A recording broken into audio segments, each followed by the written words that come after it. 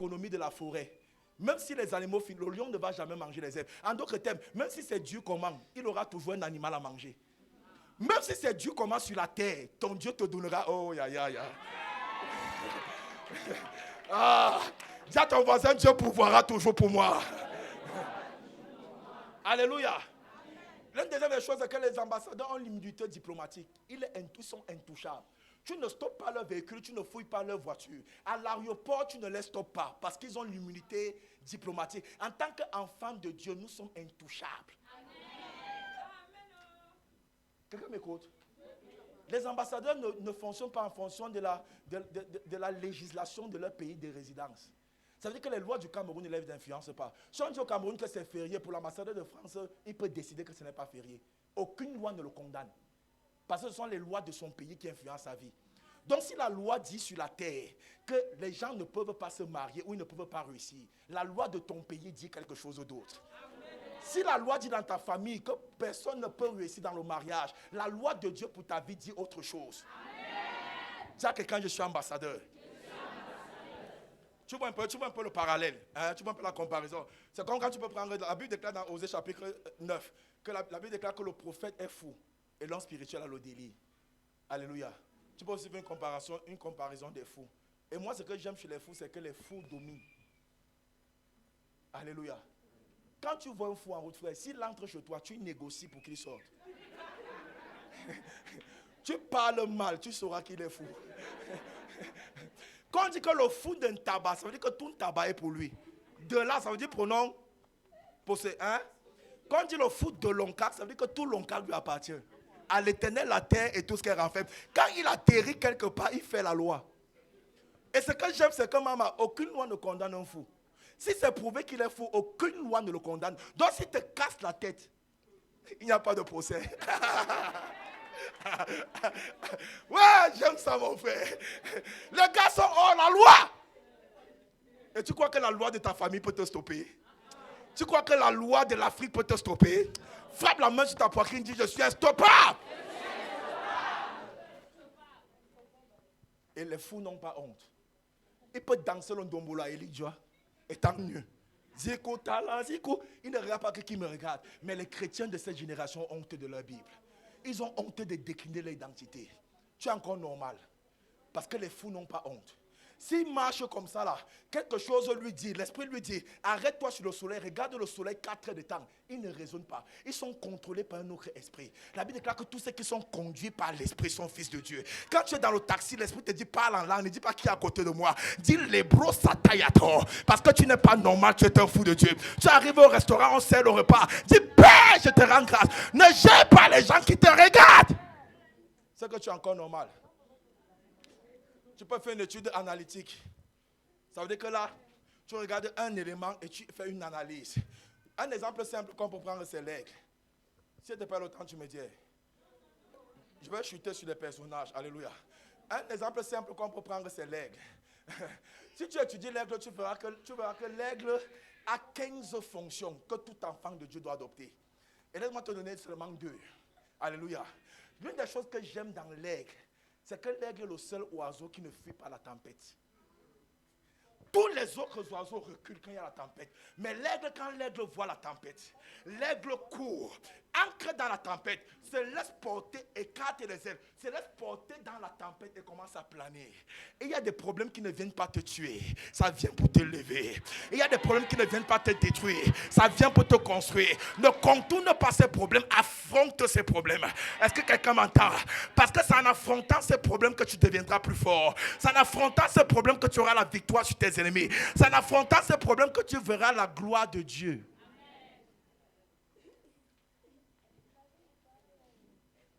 Le seul oiseau qui reste sur le dos de l'aigle, c'est le corbeau. Et quand le corbeau monte sur le dos de l'aigle, l'aigle ne dit pas au corbeau, ouais, tu pèses, qui est derrière moi? Tu me veux même quoi? Pourquoi tu es toujours derrière moi? Les chrétiens qui passent autant à répondre à leurs détracteurs ont le temps. Les chrétiens aigles n'ont pas le temps pour parler à leurs ennemis. Et tu sais ce que l'aigle fait quand le corbeau se pose sur son dos? L'aigle ne parle pas. L'aigle monte. L'aigle monte. Elle atteint un niveau d'altitude. Elle élève encore le niveau. Elle atteint un autre niveau d'altitude. Elle part plus haut. À un niveau, le corbeau commence à être asphyxié. Parce que la grandeur de la tension et de la dimension que l'aigle atteint asphyxie le corbeau. Et le corbeau finit par lâcher prise sur le dos de l'aigle. Et il y a des gens que quand tes critiques ne leur répondent pas, on mente l'offrande à la prière. Quand tes critiques ne leur répondent pas, on mente ton offrande. Quand tes critiques ne répondent pas, on mente ton service à Dieu. Un temps va arriver dans ta vie où tes résultats vont leur fermer la bouche. Parce qu'il y a un niveau où quand tu atteins, même les aveugles verront que Dieu t'a élevé. Tu ne peux pas cacher un niveau de bénédiction. Dis à quelqu'un, sois un aigle. Pourquoi on parlait de moi comme ça? J'ai fait ça et ils disent que le temps que tu passes pour leur répondre, maximise-toi dans le travail. Quelqu'un m'entend? Quelqu'un a dit, tes ennemis parlent de toi derrière ton dos parce que tu es devant. Si on parle de toi, s'ils parlent de toi derrière ton dos, c'est parce que tu es devant. Ne prête pas attention aux gens qui ne peuvent rien apporter dans ta vie. Oh man. Tu sais qu'en football, c'est celui qui a le ballon qui fait l'objet des commentaires des journalistes. Tu t'as bien dit, il a porté ça. Tu fais tel programme, il a fait tel programme. Tu fais tel concours, il a fait tel concours. Et tu dis, pourquoi les gens parlent de moi? C'est parce que tu as le ballon. Laisse le ballon, on ne va plus parler de toi. Quand quelqu'un a le ballon en football, tous les journalistes parlent de lui. Donc tu ne sais pas que ta vie emploie les journalistes sans salaire.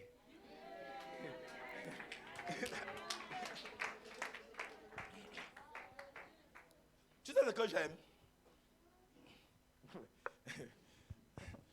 Regarde-moi. Les frères de Joseph étaient jaloux de Joseph et le combattaient. Vrai ou faux? Est-ce que tu sais qu'en réalité, ils étaient plus que Joseph? La Bible dit à Jacob que Dieu m'a montré un rêve. Dans ce rêve, il y avait quoi? La lune et les étoiles. Et 11 quoi? Qui se sont prosternés. 11 quoi? Qui se sont prosternés. Qui se sont prosternés. Les frères de Joseph étaient jaloux de lui. Pourtant, Joseph avait un rêve. Et eux, ils étaient des princes. Quelqu'un m'écoute? Les 12 frères, les frères de Joseph représentaient chaque tribu en Israël. Comment quelqu'un qui est le soleil, la lune, les étoiles, ils étaient les étoiles, peuvent être jaloux de quelqu'un qui a un rêve? Comment quelqu'un qui est une étoile peut être jaloux de quelqu'un qui a un rêve? La jalousie est ce qui t'amène à te dévaluer. Quelqu'un m'écoute? La jalousie t'amène à te dévaluer, à te voir moins que ce que tu es. Une étoile ne peut pas être jaloux de quelqu'un qui a un rêve. Il y a les études maintenant. On a dit numéro 1, textuel numéro 2, comparatif numéro 3, analytique numéro 4, thématique, ça c'est ce qu'on va voir. Et numéro 5, il y a les études de personnages. Ça c'est mon point, c'est là où on ancre. Alléluia. Dis avec moi les études de personnages. La Bible a 2930 personnages. Et tout personnage de la Bible peut t'enseigner quelque chose. Je lisais ma Bible l'autre jour, je lisais l'histoire de Dalila. Ça m'a fait rire. Dalila a 3 vertus que toute femme qui veut réussir doit avoir. Parfois qu'on a prêché sur elle, on l'a taxée, on l'a crucifiée. C'est vrai, toute vérité est parallèle. On peut prendre un aspect positif pour enseigner, tout comme on peut prendre un aspect négatif. C'est ça qui fait l'équilibre de l'évangile. Mais en étudiant la vie de Dalila, tu comprendras qu'elle avait 3 vertus que toute femme est supposée avoir qui veut réussir. La première des choses, c'est que Dalila était tolérante. Elle a toléré Samson. Samson lui a menti à 3 reprises. De où était sa force? Elle ne s'est pas fâchée. Elle a toléré Samson. Et il y a des femmes qui manquent tellement de tolérance qu'elles ont fini par perdre leur foyer. Quelqu'un m'entend? J'ai dit à quelqu'un, si tu manques de tolérance envers ton Simon aujourd'hui, tu pourrais perdre ton Pierre de demain. Je redis encore, le manque de tolérance envers ton Simon aujourd'hui pourrait te faire perdre ton Pierre de demain. Parce que si Jésus ne tolérait pas Simon, par les erreurs qu'il a eu à commettre, il perdait Pierre. Il y a les choses dans ta vie qu'il faut apprendre à tolérer. Même Dalila a toléré Samson. Toi, une seule erreur que ton mari a eu à commettre, tout le Cameroun est informé, toute la famille est informée. Même Dalila est mieux que toi. Uh-huh. Il y a des gens qui ont des problèmes que ça chauffe tellement, mais ça veut cacher, couvrir, tolérer. Il t'a dit, le fait que la Bible déclare à la femme de se voiler, ce n'est pas seulement l'aspect physique, de dire qu'on doit avoir le voile. Je ne suis pas contre ça. Ce n'est pas seulement ça. Mais ça veut aussi dire que comme le mari est le chef de la femme et la tête de la femme, et quand la Bible déclare que la femme doit toujours se voiler, c'est-à-dire que toute femme doit être capable de toujours couvrir son mari. Couvre-le. Il te rationne 2 minutes, ta mère t'appelle. Elle dit, est-ce qu'il te nourrit même bien? Tu dis, maman, oh, le genre de tapioca qu'il mange ici, même quand il était chez toi, ne mangeait pas ça comme ça. Le type là me garde bien. Si tu ne fais pas ça, ta famille ne pourra pas respecter ton mari. Et demain, c'est toi qui vas te plaindre qu'il est méprisé. Dalila était tolérante. Tout leader qui manque de tolérance mourra avec son onction. Est-ce que c'est que Élie a toléré Élisée? À 3 reprises, il a dit à Élisée, reste ici. Élisée a dit, ton âme est vivante, mon âme est vivante. Il a suivi. Élie n'a rien fait. Mais une seule erreur de Géasi, il a envoyé la lèpre. Et il est mort avec son onction. Quelle était la différence entre Élie et Élisée? La tolérance. Géasi a commis une seule erreur. Une seule. Il n'a pas pardonné. Envoyer la lèpre sur lui à cause d'une seule erreur. Si toi-même tu es traité en fonction de tes erreurs, tu devais être où aujourd'hui? Avec tous les avortements que tu as fait, Dieu t'a donné les enfants. Un seul jour que le type rentre étant ivre, qui ne peut pas dormir dans cette maison, quelqu'un chez moi. 2 hommes ne peuvent pas rester dans une maison. Soit il est l'homme, soit tu es la femme. 2 lions ne peuvent pas rester. Écoute-moi, quand une femme est soumise, quand une femme applique les principes de la parole, en fait, les gens vont dire qu'elle domine son mari.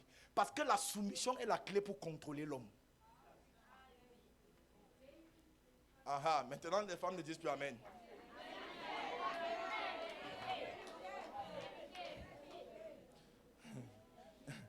La deuxième clé que Dalila a appliquée,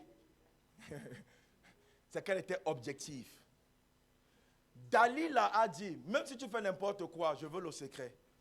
Peu importe ce qu'il faut, le prix à payer, je serai là jusqu'à avoir ce secret. Est-ce qu'elle a eu le secret? Une femme doit être capable d'être objective. De dire que peu importe qu'on monte, qu'on descende, cet homme sera quelqu'un de différent. Cet homme sera quelqu'un que les gens, quand ils le verront dans 5 ans, ils vont l'envier. Tu dois être capable d'être objectif. Et la troisième chose que j'ai vue dans la vie de Dalila, qui peut aider toute femme, c'est que Dalila était patiente. Ça va? Écris ça si tu peux écrire. Le manque de patience peut faire de toi impatient.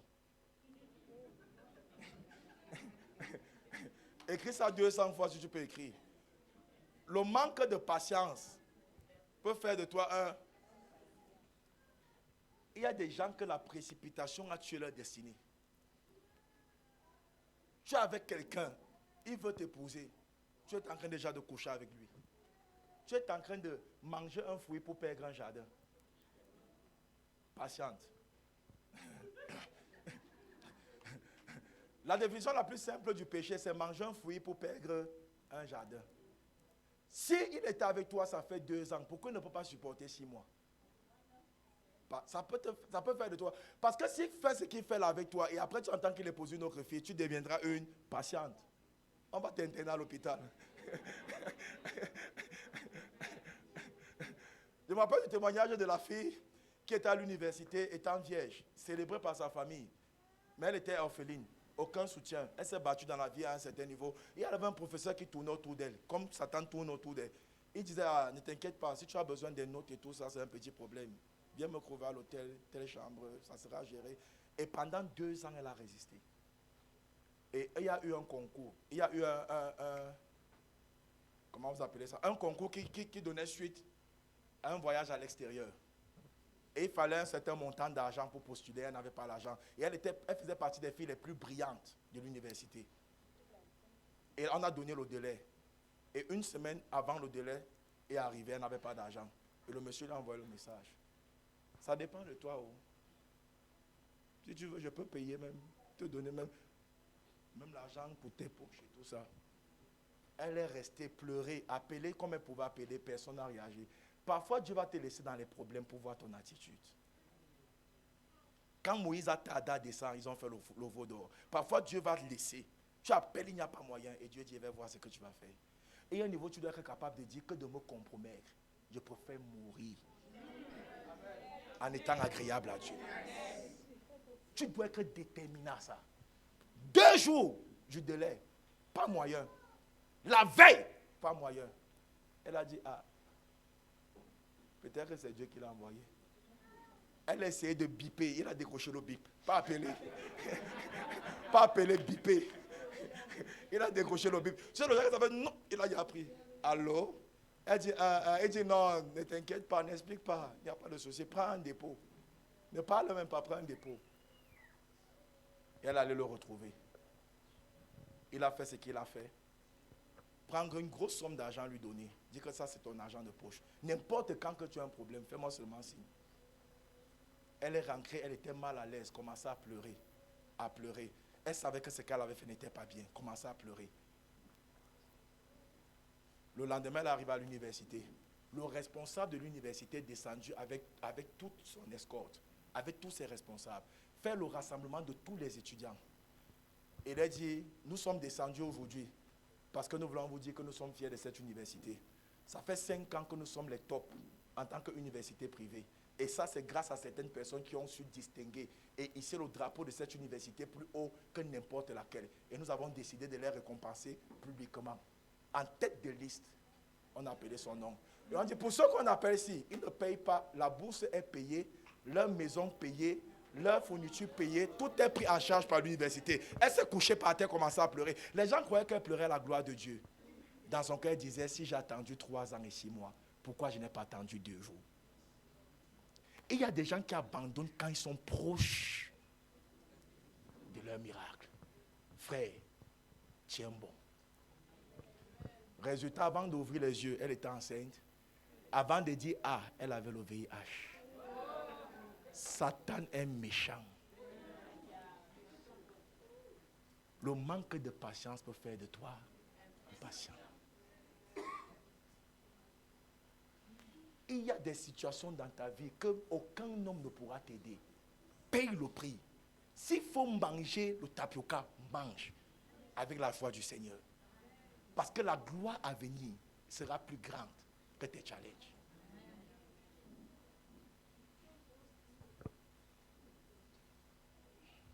Quand on parle d'Abraham dans la Bible, laisse-moi ancrer dans Abraham. Hein? Te perds le temps. Abraham dans la Bible est un monument. Abraham dans la Bible est une icône. Abraham dans la Bible est un monarque de la grandeur et de la bénédiction. En fait, quand tu étudies la vie d'Abraham, tu comprends une chose. C'est que Dieu peut élever un homme au-delà de ses attentes et de ses espérances. Abraham atteint le pinacle, il a atteint le paroxysme, il a atteint l'apogée, il a atteint le zénith de la bénédiction sur la terre. Et c'est la raison pour laquelle c'est quelqu'un que nous devons étudier. Michael Jordan a dit, étudier les grands et devenir plus grand. Si tu veux devenir grand dans la vie, tu dois t'asseoir et étudier ceux qui sont grands. Si tu veux réussir dans la vie, tu dois t'asseoir et étudier ceux qui ont réussi. Si tu veux être un modèle, tu dois t'asseoir et étudier ceux qui ont été un modèle. Et Abraham dans la Bible en est un. Il a laissé les marques dans sa génération. Quand tu étudies la vie d'Abraham, tu comprendras une chose. C'est que Abraham est mort à 175 ans. Il a eu 8 enfants et Sarah est morte à 127 ans. C'est-à-dire que lorsqu'on parle de la longévité, Abraham a vécu et accompli ses jours sur la terre. C'est là où je veux d'abord commencer à parler sur la vie de 15 personnes ici. Jusqu'à ce que ta destinée soit accomplie. La mort ne te verra pas au nom de Jésus. Jusqu'à ce que la prophétie de ta vie s'accomplisse. La mort ne t'atteindra pas au nom de Jésus. Jusqu'à ce que tu vois ce témoignage se manifester. La mort ne sera pas ton partage au nom de Jésus. Jusqu'à ce que tu vois tes enfants réussir. Rien ne te tuera au nom de Jésus. Je ne mourrai pas, je vivrai. Je raconterai les œuvres de l'Éternel. La mort ne sera pas ton partage au nom de Jésus. La Bible déclare, ô mort, où est ta victoire? Ô mort, où est ton aiguillon? Je dis, tu vivras longtemps au nom de Jésus. Tu vivras longtemps au nom de Jésus. Tu vivras longtemps au nom de Jésus. Tu ne verras pas la tombe de tes enfants. Dis Alléluia. 175 ans. Et pour te faire parler de la vie et de la santé d'Abraham. Abraham à 100 ans a fait un enfant. Toi à 40 ans, ton corps est déjà fatigué. À 100 ans, le gars fait un enfant. Ça veut dire qu'à 100 ans, il était encore viril. Quand il y a les hommes de 30 ans qui ont la ménopause.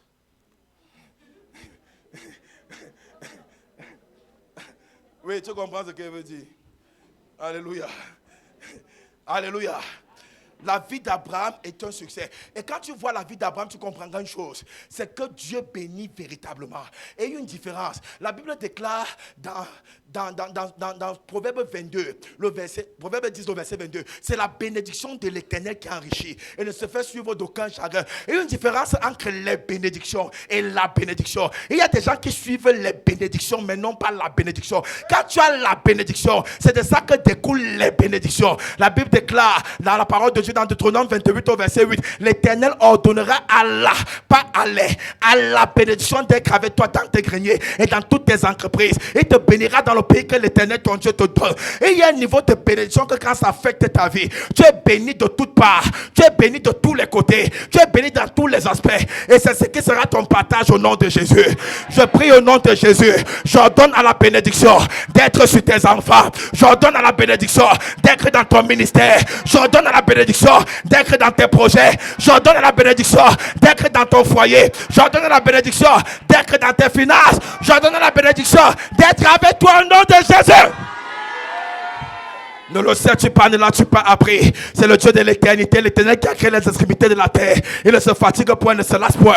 Et on ne peut sonder son intelligence. Il donne la force à celui qui est fatigué. Et il augmente la vigueur de celui qui tombe en défaillance. Les adolescents se fatiguent et se lassent. Et les jeunes hommes s'ensellent. Mais ceux qui se confient à l'Éternel renouvellent leur force. Ils prennent le vol comme les airs. Ils courent et ne se lassent point. Ils marchent et ne se fatiguent point. Donnez des ordres, ils seront anéantis. Fermez des projets, ils seront sans effet. Ils te feront la guerre, mais ils ne te vaincront pas, car je suis avec toi pour te délivrer, dit l'Éternel. Ainsi parle maintenant le Seigneur l'Éternel. Cela n'arrivera pas, cela n'aura pas lieu, car nos légères afflictions du moment présent produisent pour l'au-delà de toute mesure un poids éternel de gloire, parce que nous regardons non pas aux choses visibles, mais à celles qui sont invisibles, car les choses visibles sont passagères et les invisibles sont éternelles. L'Éternel est mon berger, je ne manquerai de rien. Il me fait reposer dans de verts pâturages, il me dirige près des eaux paisibles, il restaure mon âme, il me conduit dans les chantiers de la justice à cause de son nom. Quand je marche dans la vallée de l'ombre de la mort, je ne crains aucun mal, car tu es là-bas. Car tu es avec moi, ta roulette et ton bâton me rassurent. Il reste devant moi une table en face de mes adversaires. Tu ondules ma tête et ma coupe déborde. Oui, le bonheur et la grâce, le succès et la gloire, la bénédiction et la santé m'accompagneront, pas un jour, pas une semaine, pas un mois, pas une année, mais tous les jours de ma vie. Et j'habiterai dans la maison de l'Éternel jusqu'à la fin de mes jours. Lève la main et crie: je reçois. Ça sera ton partage au nom de Jésus. Alléluia. Bien-aimé, dans Genèse 14 au verset 19, pour voir la vie d'Abraham, la Bible déclare, Genèse 14 au verset 19, la Bible déclare, il bénit Abraham et il dit: béni soit Abraham. Béni soit Abraham. Béni soit Abraham par le Dieu très haut, maître du ciel et de la terre. Et il dit: béni soit le Dieu très haut, ça c'est le verset 15, qui a livré tes ennemis entre tes mains. Donc la bénédiction d'Abraham touche 3 niveaux. Il dit: béni soit Abraham par le Dieu très haut, maître du ciel spirituel et de la terre matérielle, et qui a livré tes ennemis entre tes mains, la domination. La première bénédiction qu'on voit dans la vie d'Abraham, c'est la bénédiction spirituelle. Bien aimé, c'est possible que Dieu te bénisse spirituellement à un niveau que toi-même tu ne saurais imaginer. Abraham n'était pas seulement béni n'importe comment. La première bénédiction d'Abraham était spirituelle. C'est pourquoi j'aime Éphésiens 1 le verset 3. La Bible déclare Que Dieu, gloire soit rendue à Dieu, qui nous a bénis de toutes sortes de bénédictions spirituelles dans les lieux célestes en Jésus-Christ. Et il y a des gens que Dieu a tellement bénis spirituellement. Abraham atteint un niveau où il entendait Dieu clairement. Ça, c'est la bénédiction spirituelle. Dans Genèse 12, le verset 1, l'Éternel dit à Abraham. Genèse 12, le verset 7, l'Éternel dit à Abraham. Genèse 13, le verset 14, l'Éternel dit à Abraham. Genèse 17, le verset 1, l'Éternel dit à Abraham. Genèse 22, le verset 1, l'Éternel dit à Abraham. Abraham écoutait tellement Dieu. Et c'est ça qui a déterminé sa bénédiction spirituelle. Et il y a des gens qui ont atteint un niveau où ils ne font pas n'importe comment, où ils peuvent entendre Dieu clairement. C'était également le cas de Moïse. Dans Exode 6, le verset 1, Dieu dit à Moïse. Exode 7, le verset 1, Dieu dit à Moïse. Exode 8, le verset 1, Dieu dit à Moïse. Exode 9, le verset 1, Dieu dit à Moïse. Exode 10, le verset 1, Dieu dit à Moïse. Exode 11, 1, Dieu dit à Moïse. Exode 12, 1, Dieu dit à Moïse. Exode 13, 1, l'Éternel parle à Moïse. Exode 14, 1, l'Éternel parle à Moïse. Exode 15, 1, l'Éternel parle à Moïse. Moïse et les enfants d'Israël chantaient des louanges de l'Éternel. Donc la célébration dans la vie d'un homme est le fruit de l'écoute de la voix de Dieu dans sa vie. Quand tu écoutes Dieu régulièrement, la célébration ne devient pas un événement, mais un style de vie. Est-ce que quelqu'un m'entend? Il y a des gens qui vont de célébration en célébration. C'est parce qu'ils ont la capacité d'écouter Dieu. Et je prie pour toi qui m'écoutes maintenant, que toute barrière, que tout voile sur tes oreilles se déchire au nom de Jésus. Qu'à partir de maintenant, tu commences à écouter distinctivement la voix de Dieu. Bénédiction spirituelle. J'ai lu Luc 16, le verset 22. Mon cœur a tremblé. Abraham était tellement béni spirituellement que même au ciel, il était bailleur. La Bible déclare que quand le pauvre est mort, les anges l'ont transporté dans le sein d'Abraham. Donc Abraham a atteint un niveau de bénédiction spirituelle qu'au ciel, il est bailleur. Oh, Shala. Il y a des gens au ciel qui auront une chambre. Il y a des gens au ciel qui auront 1 mètre carré. Mais il y a des gens qui auront une dynastie. Et il y a des gens au ciel qui auront des triplex, qui auront des quartiers. Le pauvre résidait au ciel dans le sein d'Abraham. Donc le pauvre était le locataire d'Abraham au ciel. La raison pour laquelle tu vis n'importe comment, c'est parce que tu n'es pas conscient de où tu iras après cette terre. Et laisse-moi te dire, si tu manques le ciel, tu ne peux pas manquer l'enfer. Tu dois aller quelque part. Si tu manques le ciel, tu ne peux pas manquer. Tu dois aller quelque part. Quand Dieu te montre les réalités du ciel, ta vie devient différente sur la terre. L'orgueil disparaît. Ça meurt seul. L'arrogance meurt seul. Tu commences à vivre avec un objectif. C'est qu'un jour, je vais retourner à la maison. J'ai toujours dit aux gens, Dieu m'a tellement parlé qu'il m'a même dit le jour qu'il va mourir. Je vais mourir un dimanche. Et ça sera après que j'aurai prêché. Je ne te dis pas là, je pense que ça ne te regarde pas. Je vais prêcher le dimanche, là, libérer le feu, prophétiser, me donner comme je me donne. Chaque fois que je prêche comme si c'était la dernière fois. Je vais me donner et après le culte, je vais rentrer. Je vais prendre une bonne douche. Ma femme va me servir un bon tarot. Je vais finir de manger mon tarot, m'habiller en blanc, les rassembler. Dire ok. Il n'y a pas de souci. Élisée, la maison qui est à Santa Barbara, c'est pour toi. Le notaire est déjà informé, mais je le dis juste pour qu'il n'y ait pas de rester soudé, obéissez à votre mère. Annan, la maison qui est à Odia, c'est pour toi. Le ministère qui est à Strasbourg, c'est toi qui vas diriger et tous les pasteurs seront soumis à toi. Je vais faire la répartition. Et quand je vais finir de repartir, je vais dire à ma femme, vraiment, tu étais une bonne femme, tu m'as honoré toute ma vie. Ne t'inquiète pas, je vais garder ta place. Je m'avance seulement. Je vais l'embrasser d'un saint baiser et je vais croiser mes pieds et mes mains et je vais commencer à réciter l'Éternel est mon berger. Je ne manquerai de rien. Il me fait reposer dans de verts pâturages. Et me dirait avec un sourire, pas le genre de mort qu'on t'a coupé trois bras. Les chrétiens ne meurent pas comme ça. Pas le genre de mort que tu es. Non. Les chrétiens meurent, ils meurent étant élégants. Pendant que je récite, tu lances un joli sourire. Parce que dans ton sourire, tu verras je vais voir le Fils de Dieu se lever. Et dire à tous les anges, à toute la couette du ciel, l'ambassadeur revient au pays. Oh, garde debout tout le monde. Les anges tablent au café.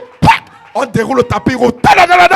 Et pendant que je suis sur la terre, je souris. J'embrasse ma femme, je fais un baiser. Et pendant que je dis, quand je marche dans la vallée de l'ombre. Je suis parti et je me vois arriver au ciel. Quand j'arrive, je vois le grand portail s'ouvrir. Son Excellence, l'ambassadeur Tchamboni Hervé, de retour à la maison. On déroule le tapis rouge. Pendant que je marche, je vois les anges se lever. Ils tablent au café. Ils disent bien rentré. Bon retour, mon général. Ils tablent au café. Et pendant que j'avance, je vois Pierre me regarder. Il dit, hey, toi aussi, ce n'était pas facile pour toi. Mais j'ai entendu un jour dire, Seigneur, avec qui donc irai-je? C'est toi qui as les paroles de la vie. Mais ici, je me tape. Et je vois Paul, il me dit, hey, ce n'était pas facile, mais tu as aussi dit un jour qui pourra me séparer de l'amour de Christ. Mais si je me tape, et je vois Jérémie, il dit, je essaie de te faire la guerre, mais ne tombe pas avec tu tapes ici, je me tape. Et quand j'arrive auprès du trône, je vois Dieu se lever.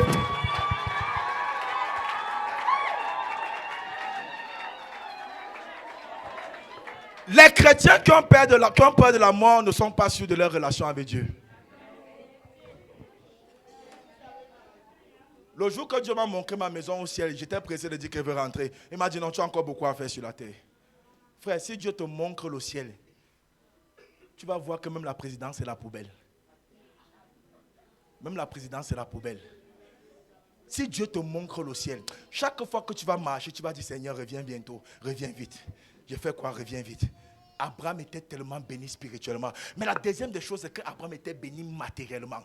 Écoute, Genèse 13, le verset 2, la Bible déclare qu'Abraham était très riche en troupeaux, en argent et en or. Frère, c'est bien d'être spirituel, je suis d'accord. Mais tu dois prier pour que Dieu te bénisse matériellement. Et c'est comme il te disait, peu importe ton onction, quand tu es pauvre, tu seras méprisé. Je te dis la vérité, tu seras méprisé. J'ai dit aux gens, si ta vie n'a pas d'évidence, ton évangile n'aura pas de puissance. Si ta vie n'a pas d'évidence, ton évangile n'aura pas de puissance. Et il y a des choses que quand Dieu fait dans ta vie, ça devient ton évangile. Tu ne parles plus, c'est ça qui commence à évangéliser pour toi.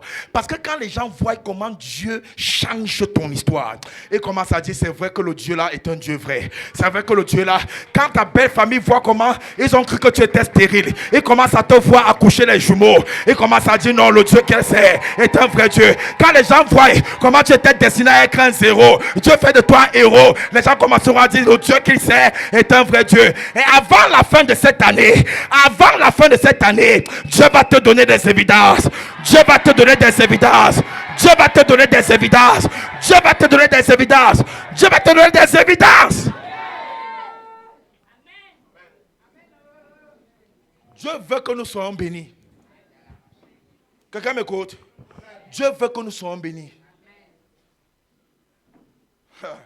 Si tu n'as pas connu la pauvreté, ne critique pas quelqu'un qui prêche la prospérité. Parce que tu ne sais pas. Quand les gens me disent pourquoi Raleigh Walford parle avec d'argent, si tu connais ce qu'il a traversé, tu sauras que c'est le message que Dieu lui a donné.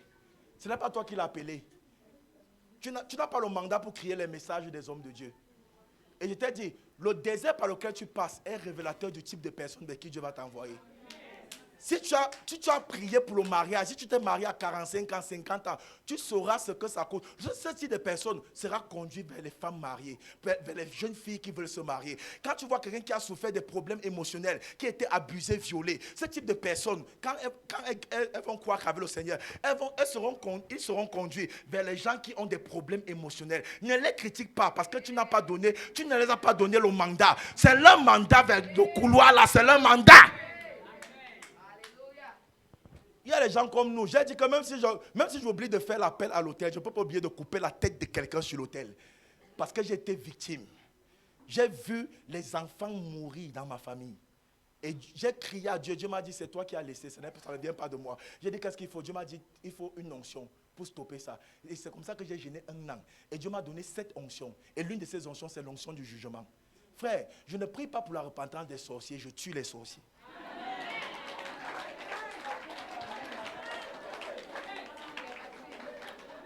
La Bible dit, tu ne laisseras pas vivre. Écoute, je ne dis pas que si toi tu veux, tu pries pour eux. Je suis tout ton frère. Mais sauf que quand tu seras victime, tu vas nous comprendre. Quand tu vas voir le diable tuer quelqu'un qui est ta chair et ton sang, tu vas comprendre le message là. Je ne prie pas pour eux, je les tue. Oui. Alléluia. Tout ce que tu traverses Dieu va te préparer pour délivrer les gens qui sont dans ce problème-là. C'est pourquoi Jésus était charpentier avant d'aller à la croix. Parce qu'étant charpentier, en voyant les clous, les pointes, il était habitué. Parfois, quand il travaillait avec Joseph, il ratait le clou, ça cognait sa main. Dieu lui disait, quand le jour-là va arriver, ça ne va plus te faire peur. Donc le jour qu'il arrive à la croix, on a dit, on va te crucifier. Il a dit, ah, je connais le bois, je connais les pointes, je n'ai pas peur. Dieu l'avait préparé à ça. Le désert que tu traverses maintenant, c'est pour ton futur.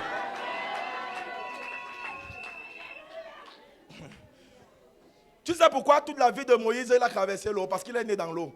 Dès qu'il est né, on l'a mis dans l'eau. Donc quand la mère l'a vu, la mère a dit, hey, voilà mon frère qui est venu.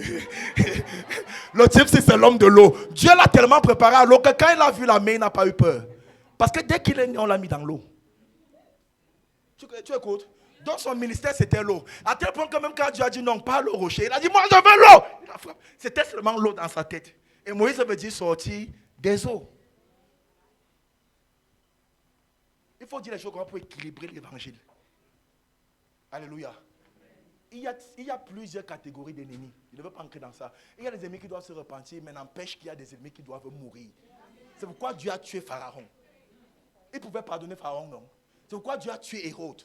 Parce qu'il y a des gens que, à la mort du roi Osias, j'ai vu l'Éternel sur le trône. Donc ne prie pas pour que celui qui se répand meure. Et ne prie pas pour que celui qui meurt se répande. Sinon tu auras des problèmes. Alléluia. Et on voit la domination. Abraham n'était pas seulement béni spirituellement ou matériellement. Il avait la domination sur ses ennemis. Et ça, c'est quelque chose que j'aime. La Bible déclare dans Genèse 1, verset 28. Dieu les bénit et Dieu dit, soyez féconds, multipliez, assujettissez la terre et dominez. Sans la domination, ta bénédiction est incomplète. Dominer. Genèse 4, le verset 7, le péché se porte vers toi, est à ta porte, et ses désirs se portent vers toi. Mais toi, domine-le. Genèse, Proverbe 22, le verset 7. Le riche domine sur le pauvre, et celui qui emprunte est esclave de celui qui prête. Psaume 110, le verset 1. Parole de l'Éternel à mon Seigneur. Assois-toi à ma droite jusqu'à ce que je fasse de tes ennemis ton marchepied. La Bible déclare, l'Éternel étendra des Sion le sceptre de ta puissance, et toi, domine au milieu de tes ennemis. La domination est biblique. À partir d'aujourd'hui, tu vas dominer sur la pauvreté. Tu vas dominer sur la maladie. Tu vas dominer sur les limitations. Tu vas dominer sur la stérilité. Tu vas dominer sur la mort. Tu vas dominer sur les oppressions. Tu vas dominer sur la méchanceté. Au nom puissant de Jésus. Alléluia. La vie d'Abraham nous fait comprendre une chose. C'est qu'il ne se fera jamais trop tard pour Dieu pour te bénir. Abraham a eu un enfant à 100 ans. Il ne se fera jamais trop tard pour Dieu pour te bénir. Les hommes regardent au calendrier, Dieu regarde à ses promesses. Ne regarde pas à ton âge, regarde à Dieu. Ne regarde pas ce que les gens disent, regarde à Dieu. Si tu regardes à Dieu, ta condition changera. Tu dis, pasteur, j'ai 40 ans, je ne suis pas marié. Oui, je viens de te dire, il ne se fait pas tard pour que Dieu te bénisse. Tu dis, pasteur, j'ai la licence, j'ai la maîtrise, je n'ai pas de travail. Il ne se fait pas tard pour que Dieu te bénisse. Tu dis, pasteur, regarde mon âge. Je suis marié, ça fait 5 ans, 8 ans, 10 ans. Je n'ai pas d'enfant. Il ne se fait pas trop tard pour que Dieu te bénisse. Parce que notre Dieu est un Dieu fidèle. C'est pourquoi la Bible déclare dans Somme 34, verset 6. Lorsqu'on tourne vers lui les regards, on est rayonnant de joie. Et le visage ne se couvre point de honte. Hébreux 12, le verset 2. Et il a les regards fixés sur Jésus, le chef et le consommateur de notre foi, qui a envie de la joie qui lui était réservée à souffrir la croix, méprisé l'ignominie et s'est assis à la droite de Dieu le Père. Dans le Somme 121, il dit, je lève les yeux vers les montagnes, d'où me viendra le secours. Le secours me vient de l'Éternel qui a fait les cieux et la terre. Ne regarde pas ta condition, regarde à ce que Dieu dit. Ne regarde pas ta situation, regarde à ce que Dieu dit. Dans Exode, il a dit, si tu regardes le serpent d'erreur, peu importe la morsure que tu as, cela ne te fera aucun mal. Regarde à Dieu. Dieu laisse que ton témoignage tarde pour que les gens soient plus conscients de tes problèmes, pour être plus conscients de ton témoignage. Il y a des choses que les gens doivent témoigner, attester que tu avais vraiment ce problème. Pour que quand la gloire de Dieu se manifeste, eux-mêmes soient les premiers à dire non, l'histoire c'est nous-mêmes on a vu ça. Nous-mêmes on connaissait ça. On nous a dit que la femme là n'avait pas de trompe. Mais comment elle fait pour avoir un enfant? On nous a dit que cet homme avait une maladie incurable. Comment il fait pour être guéri? Même le médecin va te dire, moi-même j'ai été témoin. C'est pourquoi Dieu tarde un peu. Dans Marc 5, à partir du verset 22, la fille de Jairus est morte, ça faisait quelques heures. On est venu dire à Jésus, elle est morte. Jésus a couru à l'instant. Il est entré dans la maison. Talita Kobi, elle s'est levée. Jésus croyait que les gens allaient crier gloire à Dieu. Oh, comment tu peux faire une telle chose? Le Seigneur est merveilleux. Les gens commencent à rire. Il a dit c'est quoi? On dit elle n'était pas morte, elle dormait. Maintenant là qu'elle a fermé les yeux, tu viens prier, elle se réveille, tu dis qu'elle est morte. Jésus a dit quoi? Vous ne bénissez pas Dieu? On dit elle dormait. Jésus a dit il n'y a pas de problème. Dans Marc 7, à partir du verset 11, on a dit que le fils de la veuve de Naïn était décédé, ça faisait un jour. Pendant qu'on partait l'enterrer, Jésus a couru. Il a dit, jeune homme, je te le dis, lève-toi. L'enfant s'est levé. Il croyait que les gens allaient crier, wow, Dieu est merveilleux. Tout le monde a commencé à rire. Il dit, vous ne rendez pas gloire à Dieu. On dit, rendre gloire à quoi? Est-ce qu'il était mort? C'était le coma. Un jour. Vous les pentecôtiens, vous exagérez. Un jour seulement. L'enfant est dans le coma, tu viens maintenant dire que tu l'as réveillé. Jésus dit, ah bon, il n'y a pas de problème. Dans Jean 11, on a dit Lazare est mort. Les disciples ont dit, alors il a dit, hey, personne ne bouge. Cette fois-ci, je vais attendre jusqu'à ce qu'eux-mêmes soient témoins. Que le cas là, il n'y avait plus rien à faire. Personne ne bouge. Jésus n'est pas parti à son chevet. Il n'est pas parti quand il est mort. Jésus n'est pas parti à la veillée. Il n'est pas parti à la levée. Il n'est pas parti à l'enterrement. Un jour est passé, il n'est pas parti. 2 jours sont passés, il n'est pas parti. 3 jours sont passés, il n'est pas passé. Le 4e jour, il a dit maintenant c'est le bon moment. Allons le voir. Quand Jésus est arrivé, même les étrangers ont dit Seigneur, ce n'est plus la peine. Ils sentent déjà. En d'autres termes, il n'y a plus rien à faire pour le casser. Jésus a dit c'est le genre de problème que j'aime. Comme vous-même vous avez dit qu'il n'y a rien à faire, vous saurez maintenant que rien n'est impossible à Dieu. Jésus a levé les yeux vers le ciel. Il a dit Lazare. Pourquoi il appelait Lazare? S'il disait seulement sort, tous les cadavres de la tombe devaient se lever. Donc il devait identifier le miracle. Il devait identifier la personne. Il a dit Lazare. Je vais parler sur la vie de ces personnes. Au nom de Jésus, sors de la pauvreté. Au nom de Jésus, sors de la stérilité. Au nom de Jésus, sors de la limitation. Au nom de Jésus, sors des blocages. Au nom de Jésus, sors de l'échec. Je commande, tu sors au nom de Jésus. Je dis Gaël sort au nom de Jésus. Patrick sort au nom de Jésus. Michel sort au nom de Jésus. Yannick sort au nom de Jésus. Kevin sort au nom de Jésus. Claire sort au nom de Jésus. Yoni sort au nom de Jésus. Hollande sort au nom de Jésus. Astrid sort au nom de Jésus. Tu sors au nom de Jésus. Lève la main, crie fire, fire, fire. La Bible déclare que quand ils ont vu Lazare sortir, même les pharisiens ont été étonnés. Et ils ont dit Dieu a visité son peuple. Écoute-moi bien. Le miracle qui va rassembler ta famille, le miracle qui va rendre les incrédules crédules avant la fin de cette année, comme je parle sur ce micro, ça sera ton partage au nom de Jésus. Comme je parle sur ce micro, ça sera ton partage au nom de Jésus. Comme je parle sur ce micro, ça sera ton partage au nom de Jésus. Ça sera ton partage. Teribosha, Radodoba, Yelemoshin Yagada, Raboshaka. Jésus a tardé afin qu'on puisse voir et témoigner de son miracle. 3 clés indispensables du secret d'Abraham. Et après ça, on va prier. Il y en a plusieurs. Mais laisse-moi te donner 3 clés indispensables des secrets de la vie d'Abraham. La première clé qui a distingué la destinée d'Abraham, c'est que Abraham était un homme de foi. Dis avec moi, il était un homme de foi. Romains 4, le verset 18. La Bible déclare, espérant contre toute espérance. Il crut. Espérant contre toute espérance. Il crut. Et c'est pourquoi il devint père d'un grand nombre de nations. Selon ce qui avait été dit, telle sera ta postérité. Sans faiblir dans la foi, verset 19. Il ne considéra point que son corps était déjà usé. Puisqu'il avait près de 100 ans et que Sarah était en état de ne plus avoir des enfants. Et sans doute, il ne douta point par incrédulité au sujet de la promesse de Dieu, mais fut fortifié par la foi, donnant gloire à Dieu. Le verset 21 dit, Ayabo Shakata, et ayant la pleine conviction que ce qu'il dit, il peut aussi l'accomplir. Frère, l'un des problèmes qui manque à l'église, et la raison pour laquelle on ne voit plus le surnaturel se produire, c'est parce que la plupart des chrétiens manquent de foi. Comment c'est que tu manques de foi? Même quand quelqu'un peut au distributeur, il tape le montant de l'argent qu'il veut. L'argent sort, il prend, il compte.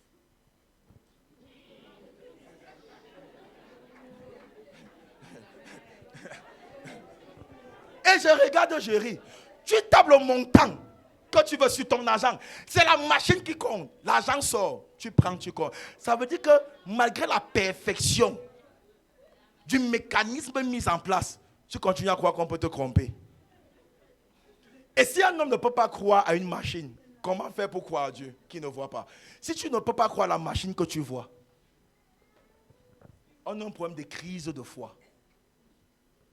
On a un problème de crise de foi. Et Dieu ne peut pas faire grand chose dans ta vie sans la foi. Ta foi est la limite de la divinité dans ta vie. Ça veut dire que aussi grand que Dieu puisse être, il ne peut pas dépasser la limite de ta foi. Si tu crois que Dieu peut seulement guérir les maux de tête et qu'il ne peut pas guérir le cancer, Dieu va se limiter aux maux de tête dans ta vie. Si tu crois que Dieu peut seulement te bénir avec 100 000 et pas 1 million, Dieu va se limiter à 100 000 dans ta vie. Si tu crois que Dieu peut seulement te donner un enfant et pas 5, Dieu va se limiter à un enfant dans ta vie. Parce que quel que soit ce que tu veux, Dieu te dira qu'il te soit fait selon ta foi. On manque de foi. On manque de foi. C'est quoi la foi? La foi est la respiration de la nouvelle création. Hébreux 10, 38. Et mon juste vivra par la foi. Ça veut dire que la foi est ce qui te donne de vivre. La foi est ton oxygène dans le reste spirituel. Ça veut dire que si tu manques de foi, tu mourras et pas asphyxie. Plusieurs chrétiens sont chétifs. Plusieurs chrétiens sont népios. Parce qu'ils n'ont pas un niveau de foi assez élevé. C'est quoi la foi? La foi, c'est qui convertit la parole en puissance. Romains 1, le verset 16. La Bible déclare, je n'ai point honte de l'évangile, car elle est une puissance de Dieu pour le salut de quiconque croira, du juif premièrement, puis du grec. En d'autres termes, la foi est ce qui convertit la parole en puissance. Lorsque tu parles avec foi, ta parole devient la puissance. Tu as besoin de la foi pour opérer dans la puissance. C'est quoi la foi? La foi est ce qui peut reverser l'irréversible. Dans Jean 11, au verset 40, Jésus a dit à Marc, ne t'ai-je pas dit que si tu crois, tu feras la gloire de Dieu? Lazare était mort, ça faisait 4 jours. Médicalement, c'était impossible. Humainement, c'était impossible. Scientifiquement, c'était impossible. Mais Jésus lui a dit, si tu crois, tu feras la gloire de Dieu. En d'autres termes, la foi est ce qui peut reverser l'irréversible dans la vie d'un homme. On a dit que tu ne peux pas réussir, ta foi peut reverser l'irréversible. On a dit que tu as une maladie incurable, ta foi peut reverser l'irréversible. Si seulement tu as la foi, rien ne te sera impossible. Est-ce que quelqu'un m'entend? C'est quoi la foi? La foi est un grès, est une arme qui permet d'éteindre les craies enflammées du malheur. Éphésiens chapitre 6 à partir du verset 12. Car nous n'avons pas lutté contre la chair et le sang, mais contre les dominations, contre les présences de ténèbres, contre les esprits méchants dans les lieux célestes. C'est pourquoi prenez toutes les armes de Dieu afin de pouvoir résister dans le mauvais jour et tenir ferme. Après avoir tout surmonté, tenez donc ferme et avoir la vérité pour ceinture. Revêtez la cuirasse de la justice, mettez pour chaussures à vos pieds le zèle que donne l'évangile de paix. Prenez par-dessus tout cela le bouclier de la foi, avec lequel vous pourriez éteindre tous les craies enflammées de l'ennemi. Prenez aussi le casque du salut et l'épée de l'esprit qui est la parole de Dieu. Faites en tout temps par l'esprit toutes sortes de prières et de supplications, et veillez à cela avec une entière persévérance et priez pour tous les saints. La foi, c'est qui te donne de pouvoir éteindre les craies enflammées de l'ennemi. C'est quoi la foi? 1 Jean 5, le verset 4. La Bible déclare, parce que tout ce qui est né de Dieu triomphe du monde. Et la victoire qui triomphe du monde, c'est notre foi. C'est qui te donne de triompher sur la maladie, triompher sur les ennemis, triompher sur les œuvres des ténèbres, sur le niveau de ta foi. Si tu n'as pas de foi, tu seras vaincu au lieu d'être un vainqueur. Crois. Dis à ton voisin, crois. Dis à ton voisin, crois. Alléluia. La foi est le secret pour faire des exploits. Marc 16, le verset 17. Voici les miracles qui accompagneront ceux qui auront cru. En mon nom, ils chasseront les démons. Ils parleront de nouvelles langues. Ils saisiront les serpents. S'ils boivent un breuvage mortel, ils ne leur feront aucun mal. Ils imposeront les morts malades. Si tu veux opérer dans le surnaturel, tu dois être un homme de foi. Regarde, laisse-moi te montrer quelque chose. Luc chapitre 1, 37. La Bible déclare que rien n'est impossible à Dieu. Marc 9, le verset 23. Tout est possible à celui qui croit. Luc 1, 37. Rien n'est impossible à Dieu. Marc 9, 23. Tout est possible à celui qui croit. Le dénominateur commun de ces deux versets, c'est que rien n'est impossible à ces personnes. À quelle personne? À Dieu et à celui qui croit. En d'autres termes, la foi est ce qui vient donner à l'humanité d'opérer dans la classe de la divinité. Tu m'écoutes? Tu m'écoutes? Rien n'est impossible à Dieu. Tout est possible à celui qui croit. Ça veut dire que si tu crois, la foi te met au même niveau que Dieu. Et si rien n'est impossible à Dieu, c'est que rien n'est impossible à celui qui croit. Tu dois être un homme de foi. C'est pourquoi Paul a dit dans 2 Timothée 4, le verset 7, j'ai combattu le bon combat. J'ai achevé la course et j'ai gardé la foi. Désormais, la couronne de justice me sera réservée. Hébreux 11, le verset 1 à 6. Or, la foi est une ferme assurance des choses qu'on espère, une démonstration de celles qu'on ne voit pas. Pour l'avoir possédé, les anciens ont obtenu un témoignage favorable. C'est par la foi que nous connaissons que le monde était formé par la parole de Dieu, à sorte que ce qu'on voit n'a pas été fait de ce qui est visible. C'est par la foi que Abel offrit à Dieu un sacrifice plus excellent que celui de Caïn. C'est par elle qu'il fut déclaré juste, Dieu approuvant ses offrandes. C'est par elle qu'il parle encore quoi que mort. C'est par la foi que Enoch fut enlevé, qui ne vit point la mort et qui ne paraît plus, parce que Dieu l'avait enlevé, car avant son enlèvement, il avait reçu le témoignage qu'il était agréable à Dieu. Verset 6. Or, sans la foi, il est impossible de lui être agréable, qu'il faut que celui qui s'approche de Dieu croit que Dieu existe et qu'il est le rémunérateur de celui qui le cherche. La Bible déclare dans Romains 10 au verset 8, quand dit-elle, dont la parole est près de toi, dans ta bouche et dans ton cœur. Or, c'est la parole de la foi que nous prêchons. Si tu confesses de ta bouche le Seigneur Jésus, si tu crois dans ton cœur que Dieu l'a ressuscité des morts, tu seras sauvé. Car c'est en croyant du cœur que l'on parvient à la justice, et c'est en confessant de la bouche que l'on parvient au salut, selon ce que dit l'Écriture. Quiconque croit en lui ne sera point confus. Il n'y a aucune différence en défend que le juif et le grec, puisqu'ils ont tous un même Seigneur qui est riche pour tous ceux qui l'invoquent. Car quiconque invoquera le nom du Seigneur sera sauvé. Comment donc invoqueront-ils celui en qui n'ont pas cru? Comment croiront-ils en celui dont ils n'ont pas entendu parler? Comment entendront-ils parler s'il n'y a personne qui prêche? Comment y aura-t-il des prédicateurs s'ils ne sont pas envoyés? Selon qu'il est écrit qu'il est beau les pieds de ceux qui annoncent la paix, de ceux qui annoncent de bonnes nouvelles. Mais tous n'ont pas obéi à la bonne nouvelle aussi. Esaïe dit, Seigneur, qui a craint notre prédication. Ainsi la foi vient de ce qu'on entend, et ce qu'on entend vient de la parole de Christ. Tu dois être un fervent croyant, parce que la foi est ce qui te distingue de la multitude. Abraham était un homme de foi.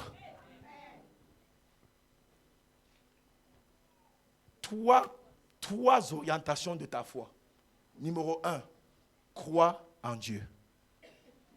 Jean 14, verset 1. La Bible déclare, croyez en Dieu et croyez en moi. Que votre cœur ne se trouble point. Croyez en Dieu et croyez en moi. Une des choses que tu dois faire, c'est de croire en Dieu.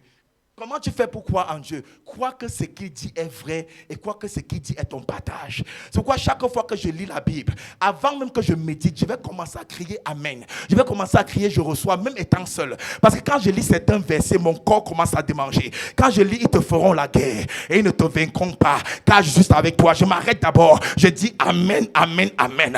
Quand je lis Deutéronome 28, le verset 7, l'Éternel te donnera la victoire sur tes ennemis qui s'élèveront contre toi. Ils sortiront contre toi par un seul chemin et ils s'enfuiront devant toi par 7 chemins. Je m'arrête d'abord. Je dis Amen, Amen, Amen. Quand je lis l'Éternel ne te frappera d'aucune maladie dont il a frappé les Égyptiens, car je suis l'Éternel qui te guérit. Je m'arrête d'abord. Je dis Amen, Amen, Amen. Quand je lis la parole de Dieu, je lis et mon Dieu pourvoira à tous mes besoins selon sa richesse avec gloire en Jésus-Christ. Je m'arrête d'abord et je crie Amen, Amen, Amen.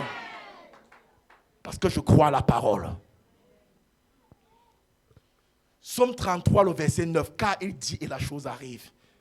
Il l'ordonne. Et elle existe. Et elle existe. D'ésaïe 55, le verset 6. La Bible déclare, cherchez l'Éternel tandis qu'il est prêt. Invoquez-le.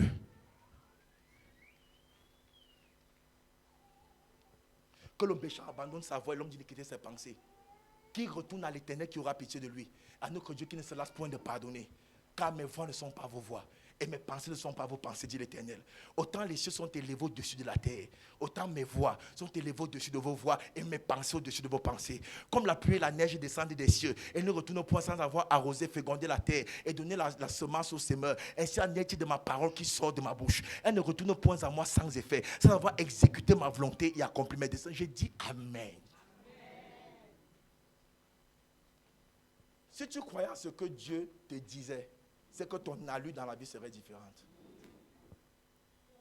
Tu ne peux pas croire en Dieu pour la provision et tu peux t'endetter. Ton acte est une contradiction à ta foi. Quelqu'un m'écoute? Oh Seigneur. Quand Dieu résout tes problèmes, il a foi, tu as foi en lui.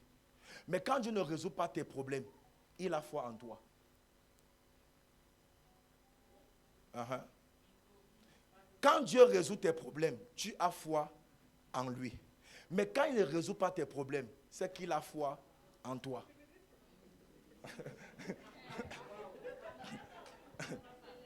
Ah, tu ne comprends pas. C'est peut-être le niveau 5. Quand tu as les problèmes et Dieu intervient, c'est pour que tu aies foi en lui. Mais quand tu as les problèmes et il n'intervient pas, c'est parce que tu as la solution en toi.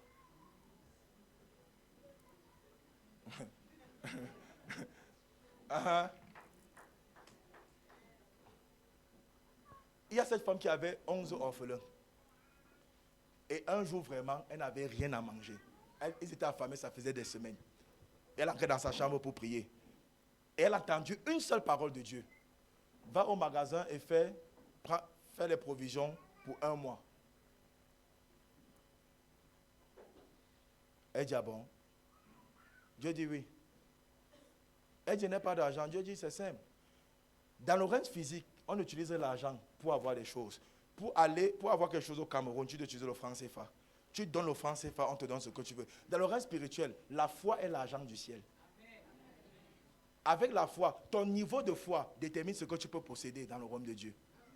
Donc si tu n'as pas grand-chose, ce n'est pas parce que Dieu est impuissant, c'est parce que ton niveau de foi est... Il lui dit, va au magasin. Elle est arrivée au magasin.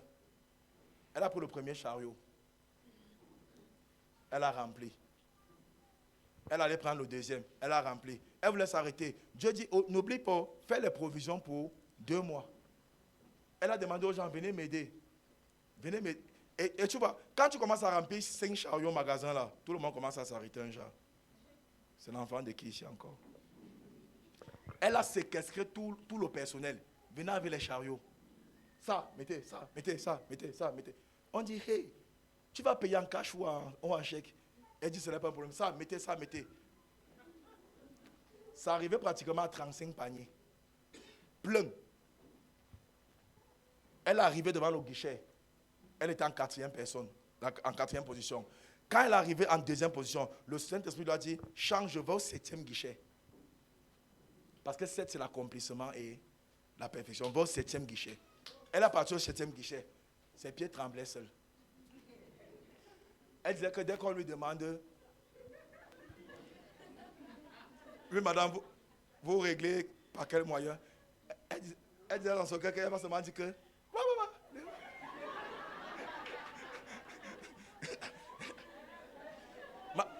ma Pékin, I don't hear voice. I don't hear voice. Elle devait dire que j'ai entendu les voix qui m'ont demandé de venir. Mais, elle a gardé courage. Quand ça arriva à son tour, ses pieds tremblaient. Ça a d'abord pris pratiquement 1h30 pour faire les totaux de tout ce qu'elle avait. Pendant qu'on comptait, voir le montant s'affichait. Oh.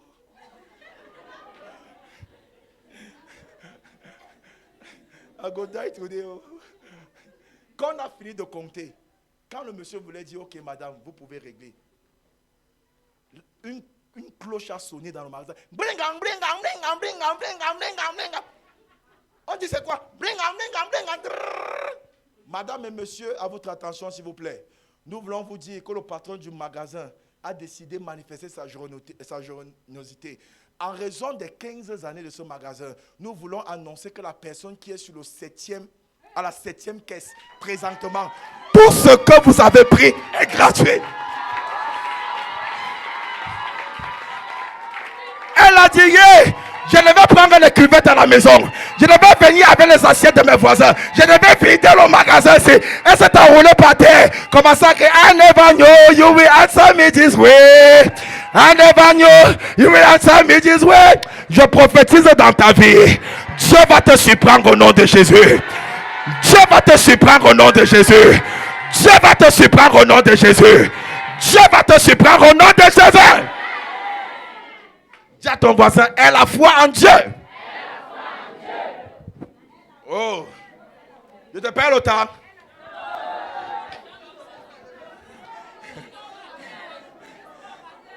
foi en Dieu. Si Dieu dit que tu vas te marier, frère, ne regarde pas à l'âge. Tu vas te marier. J'aime Habakkuk chapitre 2. J'étais à mon poste, je me tenais à la tour. Je veillais pour voir ce que l'Éternel me dirait et ce que je répliquerais après ma plainte. La parole de l'Éternel me fut adressée en ces mots. Écris la prophétie, grave-la sur des tables, afin qu'on la lise couramment. Car c'est une prophétie dont le temps est déjà fixé. Elle marche vers son thème et elle ne mentira pas. Si elle tarde, attends-la, car elle s'accomplira. Elle s'accomplira certainement. Ton miracle va certainement s'accomplir. Ton mariage va certainement s'accomplir. Ton voyage va certainement t'accomplir. Ta bénédiction va certainement s'accomplir. Au nom puissant de Jésus, ça va certainement s'accomplir.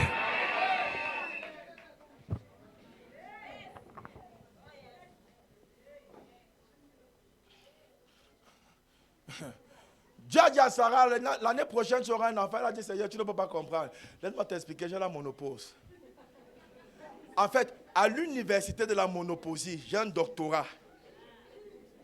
Tellement je maîtrise la filière là, que je peux enseigner ça aux étudiants de la monopause. Et Dieu lui a dit, tu as raison. Selon les hommes, tu as la monopause. Mais tu oublies une chose. C'est que dans tout ce qu'il y a pause, on peut mettre plaie. Maintenant, je dis, tu n'auras plus la monopause, tu auras la monoplaie. Et Dieu a dit, je mets plaie à pause. Je viens dans ta vie, je viens dans ta vie. Je mets plaie sur tes finances. Je viens dans ton mariage. Je mets plaie sur ta bénédiction. Je viens sur ton visa. Je mets plaie à ton visa. Je mets plaie à ta bénédiction. Je mets plaie au nom de Jésus. Je mets plaie au nom de Jésus. Je mets plaie. Dis à ton voisin, mets plaie, mets plaie, mets plaie, mets plaie. Dis mets plaie, mets plaie, mets plaie. Je dis que, écoute-moi, je ne suis pas venu ici rire. Je suis venu pour la destinée de quelqu'un qui a prié, qui a dit, Seigneur, change ma vie. S'ils se sont tenus debout pour mettre pause sur ta vie, je me tiens debout, je mets plaie sur ta vie. S'ils se sont assis pour mettre pause sur ta vie, je m'assois sur cet autel, je mets plaie sur ta vie. S'ils se sont couchés pour mettre pause sur ta vie, je me couche par terre, je mets plaie sur ta vie. Je mets plaie sur ta vie. Je mets plaie sur ta vie. Je mets plaie sur ta vie. Je mets plaie sur ta vie. Je mets plaie sur ta vie. Crie fire!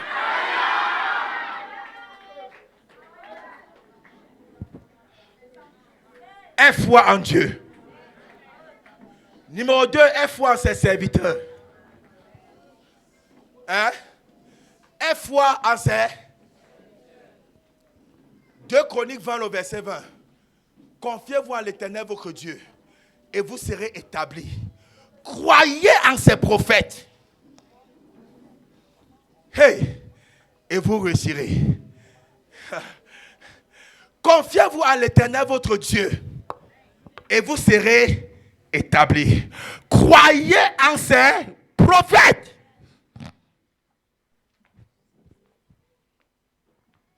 Regarde-moi. Que personne ne te trompe. Les choses que les gens vont dire, on ne croit pas à un homme, ce sont les histoires. Ce n'est pas parce que les hommes ont abusé et ont déçu que ce n'est pas biblique. La Bible dit, croyez en ses prophètes. Ton succès dans la vie est déterminé à ta connexion à ton homme de Dieu. C'est écrit dans ta Bible. C'est écrit dans ta Bible. Croyez en qui? En ses prophètes. Et vous réussirez.